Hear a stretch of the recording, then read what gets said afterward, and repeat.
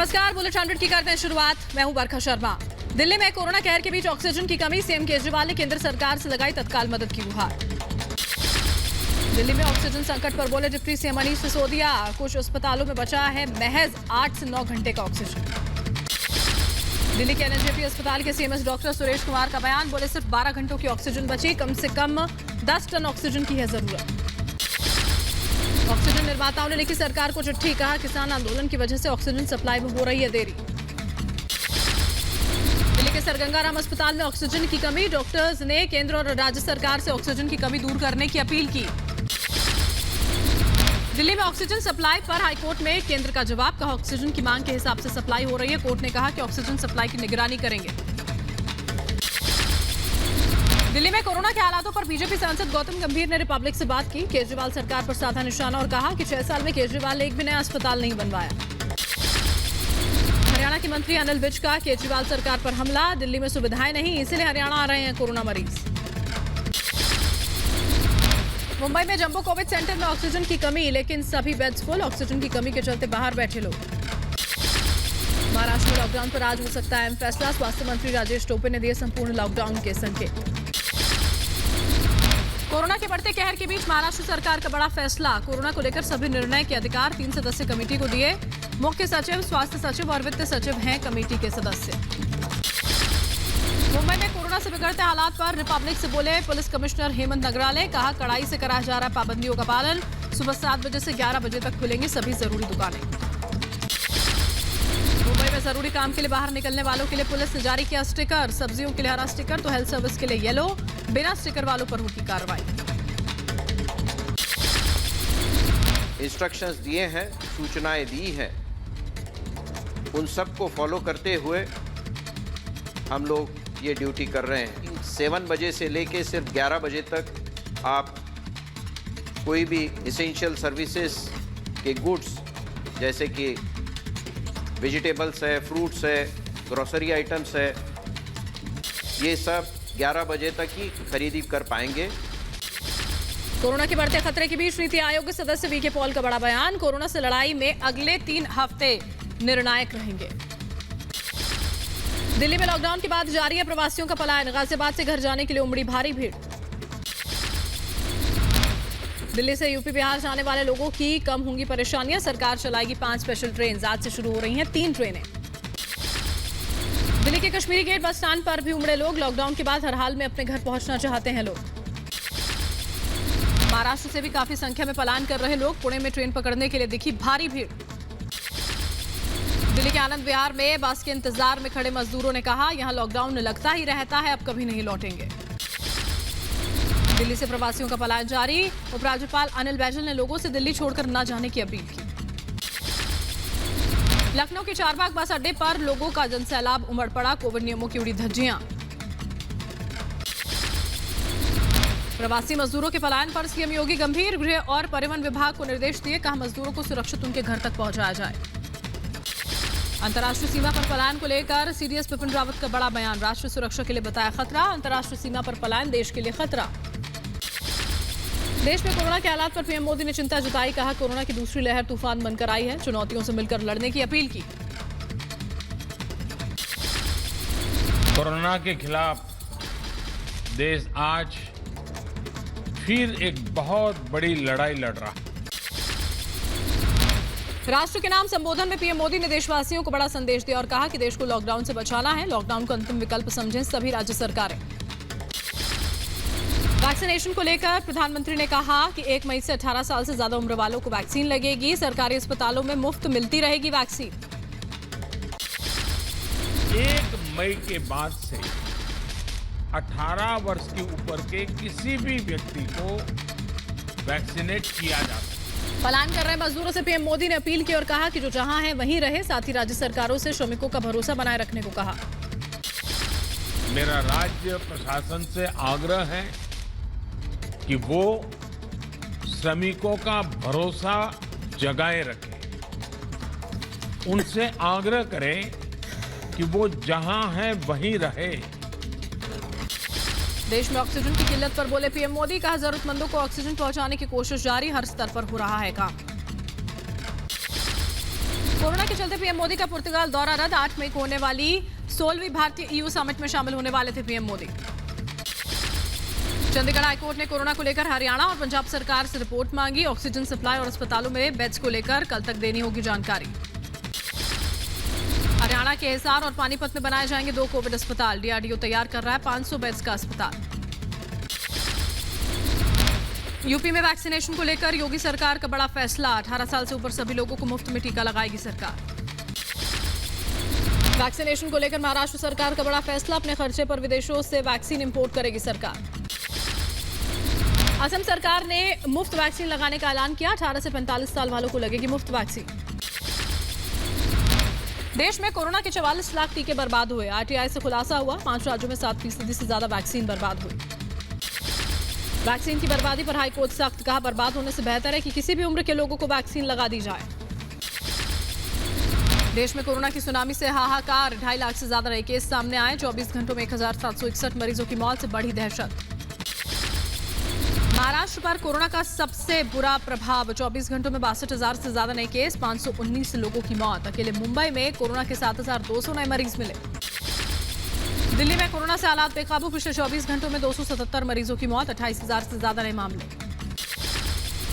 दिल्ली में बढ़ता जा रहा है कोरोना का कहर। बीते 24 घंटों में आए आंकड़ों के मुताबिक हर 1 मिनट में 20 लोग हो रहे हैं संक्रमित। रिकवरी रेट में भी आई कमी। दिल्ली के मुख्यमंत्री अरविंद केजरीवाल की पत्नी भी कोरोना संक्रमित। केजरीवाल ने खुद को क्वारंटीन किया। यूपी में कोरोना की डरावनी रफ्तार। पिछले 24 घंटों में 29,754 नए मरीज सामने आए। 162 लोगों की गई जान। उत्तराखंड के पौड़ी के राजकीय नर्सिंग कॉलेज में कोरोना विस्फोट। 37 छात्राओं में कोरोना की पुष्टि। महाराष्ट्र की जेलों में कोरोना का कहर। अब तक 259 कैदी संक्रमित हुए, 9 की मौत। कोरोना के बीच नई मुसीबत। महाराष्ट्र के नंदुरबार में पिछले 15 दिनों में टाइफाइड के 1,000 से ज्यादा मरीज मिले। बिहार में कोरोना ने दिन प्रतिदिन खतरनाक रूप अख्तियार कर लिया है। 24 घंटों में 51 लोगों की मौत, 10,455 नए मामले। लद्दाख में लगातार बढ़ रहे कोरोना के आंकड़े। 24 घंटों में 250 नए मरीज, 1 की मौत। लुधियाना के सिविल अस्पताल में कोरोना मरीज ने की आत्महत्या। कल ही कराया गया था भर्ती। कोरोना लगातार बढ़ रहे मामलों की वजह से अगले आदेश तक सुप्रीम कोर्ट बंद है। सिर्फ आपात मामलों की होगी सुनवाई। यूपी के मुरादाबाद में सामने आई अस्पताल की बड़ी लापरवाही। कोरोना मरीज की मौत के बाद अस्पताल ने परिजनों को दिया दूसरे व्यक्ति का शव। कानपुर में ऑक्सीजन की किल्लत। ऑक्सीजन सिलेंडर लेने के लिए तीमारदारों की लगी लंबी कतार। 10 से 12 घंटों के इंतजार के बाद भी नहीं मिल पा रहा ऑक्सीजन सिलेंडर। असम के डिब्रूगढ़ में दिखा कोरोना को लेकर पाबंदियों का असर। बाजारों में दुकानें रही बंद। मुंबई में तेजी से पलायन कर रहे हैं प्रवासी मजदूर। रेलवे स्टेशन पर जुटी भारी भीड़। पुणे में रेलवे स्टेशन पर जुटी भीड़। पाबंदियों के बाद वापस अपने गांव लौटने को मजबूर प्रवासी। जोधपुर में कोरोना नियमों का पालन न करने वालों के खिलाफ एक्शन में है पुलिस। बेवजह घर से बाहर निकलने वालों का काटा जा रहा है चालान। असम सरकार के नए आदेश के बाद गुवाहाटी में बंद दिखी दुकानें। शाम 6 बजे तक दुकानों को बंद करने का आदेश। राजस्थान के जोधपुर में पुलिस चला रही है जागरूकता अभियान। रैली निकालकर कोरोना नियमों के पालन का दे रही संदेश।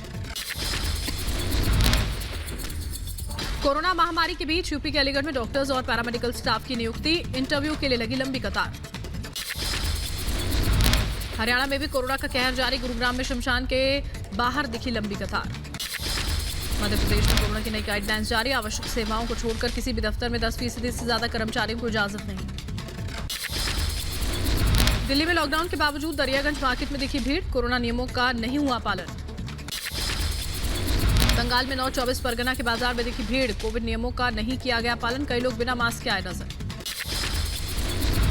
यूपी के कुशीनगर में मास्क चेकिंग के दौरान दारोगा ने मारा युवक को थप्पड़। युवक ने पलटकर जड़ा थप्पड़। घटना का वीडियो वायरल। असम के शिवसागर में ओएनजीसी के 3 कर्मचारियों का अपहरण। 2 इंजीनियर और 1 टेक्नीशियन को हथियारबंद बदमाशों ने अगवा किया। यूपी के फिरोजाबाद में एसडीएम की अनोखी कार्रवाई। मास्क नहीं लगाने वालों की पैम्पलेट के साथ फोटो खिंचवाई। पैम्पलेट पर लिखा है, मैं कोरोना को बढ़ाने में योगदान दे रहा हूं। यूपी के फिरोजाबाद से एक हेड कांस्टेबल ने सीएम योगी को गुहार लगाई। कहा, जिला अस्पताल में भर्ती पिता को नहीं मिल रहा इलाज। पिता सब इंस्पेक्टर रहते हुए कर चुके हैं देश की सेवा। कोरोना के बढ़ते खतरे को लेकर राजस्थान में 1 महीने के लिए धारा 144 लागू 21 मई तक। जम्मू कश्मीर के 20 जिलों में रात 10 बजे से सुबह 6 बजे तक कर्फ्यू। आज से बाजारों में रोटेशन के आधार पर खुलेंगी 50% दुकानें।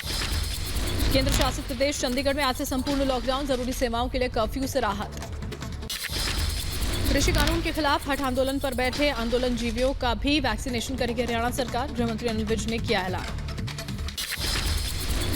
हाईकोर्ट के निर्देश के बाद पटना एनएमसीएच के दौरे पर पहुंची मानवाधिकार आयोग और एम्स की टीम। कोविड अस्पतालों की चरमराई व्यवस्था का जायजा लिया।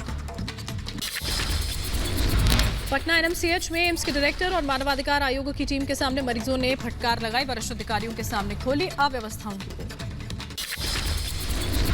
डॉक्टर के द्वारा तो कोई डॉक्टर यहाँ सुनवाइए ना, उधर जाते हैं तो सब रिपोर्ट लेके न करते हैं, न बेडे खाली नहीं है। लखनऊ में कोरोना के इलाज के लिए 3 अस्पताल आरक्षित। मेदांता, अपोलो और सहारा अस्पताल को आरक्षित किया गया। लखनऊ में अस्थायी अस्पताल का निर्माण कार्य जारी। कोरोना मरीजों के लिए डीआरडीओ तैयार कर रहा है अस्पताल। जम्मू कश्मीर के उधमपुर में ऑक्सीजन सिलेंडर की सप्लाई जारी। 150 ऑक्सीजन सिलेंडर रिफिल किए गए। मुंबई में कोरोना महामारी के बीच विश्व हिंदू परिषद की सराहनीय पहल। लोकमान्य तिलक टर्मिनस पर लोगों को खाना और पानी बांटा। कोरोना मरीजों की मदद के लिए आरएसएस ने बनाई योजना। सेवा भारती संगठन के जरिए दिल्ली में होगी ऑक्सीजन की सप्लाई। कोरोना से जंग में रेलवे भी जुटा। दिल्ली के आनंद विहार रेलवे स्टेशन पर कोविड संक्रमित मरीजों के लिए कोविड केयर कोच की तैनाती। दिल्ली सरकार ने कॉमनवेल्थ विलेज में बनाया अस्पताल। फ्री में मिलेगी 436 बेड्स की सुविधा। जम्मू में कोरोना के बढ़ते प्रकोप पर प्रशासन गंभीर। बाजारों में स्वास्थ्य विभाग ने कोरोना जांच अभियान चलाया। छत्तीसगढ़ के दंतेवाड़ा में 5 महीने की गर्भवती डीएसपी शिल्पा साहू के जज्बे को सलाम। कोरोना काल में भी कर रही है ड्यूटी। यूपी में पंचायत चुनाव के तहत रीपोलिंग। 9 जिलों के 20 पोलिंग बूथ्स पर आज वोटिंग। पश्चिम बंगाल में 7वें चरण के लिए चुनावी प्रचार जोर पर। आज बंगाल दौरे पर रहेंगी स्मृति ईरानी। रोड शो और चुनावी सभाएं करेंगी। गैंगस्टर विकास दुबे एनकाउंटर मामले में यूपी पुलिस को बड़ी राहत। सुप्रीम कोर्ट द्वारा बनाई गई जांच समिति ने दी क्लीन चिट। आज खत्म हो रही है मनसुख हिरेन की मौत मामले में आरोपी विनायक शिंदे और नरेश धरे की हिरासत। एनआईए करेगी कोर्ट में पेश, कर सकती है हिरासत बढ़ाने की मांग। जम्मू कश्मीर में आतंकियों की बड़ी साजिश नाकाम। त्राल में सुरक्षा बलों ने आतंकी ठिकाने का भंडाफोड़ किया। दिल्ली के कीर्तिनगर में आग का तांडव। फर्नीचर मार्केट में आग लगी, लाखों का हुआ नुकसान। पंजाब के लुधियाना में खेत में आग से हड़कंप। शॉर्ट सर्किट से लगी आग में लाखों की फसल जलकर खाक हुई। यूपी के बुलंदशहर में ट्रक और वैन में भिड़ंत। हादसे में 3 मजदूरों की मौत, 3 गंभीर रूप से जख्मी। आक्रोशित ग्रामीणों ने किया हंगामा। विशाखापट्टनम में पुलिस ने रेप के आरोपी को गिरफ्तार किया। ब्लैकमेलिंग कर 14 साल की नाबालिग से करता था रेप। यूपी के हाथरस में देर रात पुलिस और बदमाशों में मुठभेड़। बदमाश गौरव शर्मा के दोनों पैरों में लगी गोली। देश भर में आज मनाई जा रही है रामनवमी।